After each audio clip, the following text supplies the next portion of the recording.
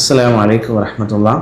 റമളാൻ മാസത്തിലേക്ക് നമ്മൾ എത്തി നിൽക്കുകയാണ്. ശരിയായ രീതിയിൽ നോമ്പ് അനുഷ്ഠിക്കുന്നതിലൂടെ ആത്മീയമായും ശാരീരികമായും സൗഖ്യം ലഭിക്കും. പലപ്പോഴും ഇന്ന് നോമ്പ് പിടിക്കുമ്പോൾ വല്ലാത്ത ക്ഷീണവും പ്രയാസവും അസ്വസ്ഥതയും ഒക്കെ പലരെങ്കിലും അനുഭവിക്കുന്നുണ്ടാകും.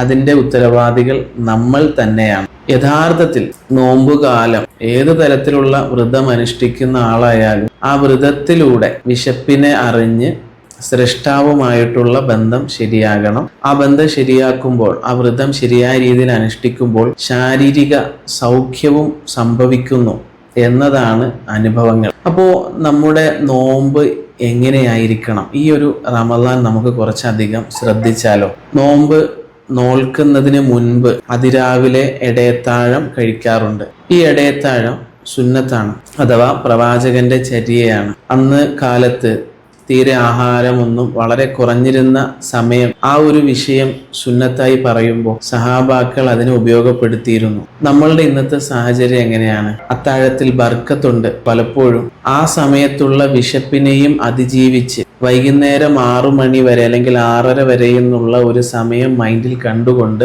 ഒട്ടകം സ്റ്റോർ ചെയ്യുന്നത് പോലെ പലപ്പോഴും ഞാനും നിങ്ങളും ടമ്മി ഫുള്ളാക്കുകയാണ്, അല്ലെ? സ്റ്റോർ ചെയ്ത് വെക്കുകയാണ്. ഇങ്ങനെ ഈ സ്റ്റോറേജ് ശരീരത്തിന് തികച്ചും പ്രയാസം ഉണ്ടാക്കുന്നുണ്ട്. അതുകൊണ്ട് ഇടയത്താഴം കഴിക്കേണ്ടത് വിശപ്പിനനുസരിച്ച് മാത്രമായിരിക്കട്ടെ. ഇനി ഒരാൾക്ക് വിശപ്പൊന്നും ഇല്ലെങ്കിൽ ഒരു സുന്നത്ത് കിട്ടാൻ വേണ്ടി ഒരു ഈന്തപ്പഴമോ ഒരു 1/4 ഗ്ലാസ് വെള്ളമോ ഒക്കെ കുടിച്ചിട്ട് ആ ഒരു കർമ്മം പൂർത്തീകരിക്കട്ടെ. എന്നല്ലാതെ വയറ് നിറച്ച് വൈകുന്നേരം വരെ ഒരു സമയം മുമ്പിൽ കണ്ടുകൊണ്ട് ടമ്മി ഫുള്ളാക്കി ആരോഗ്യം തകർക്കുന്ന ഒരവസ്ഥയിലേക്ക് നമ്മുടെ നോമ്പുകൾ മാറാതെ ഇരിക്കട്ടെ. ബാക്കി അടുത്ത വീഡിയോയിൽ ചർച്ച ചെയ്യാം.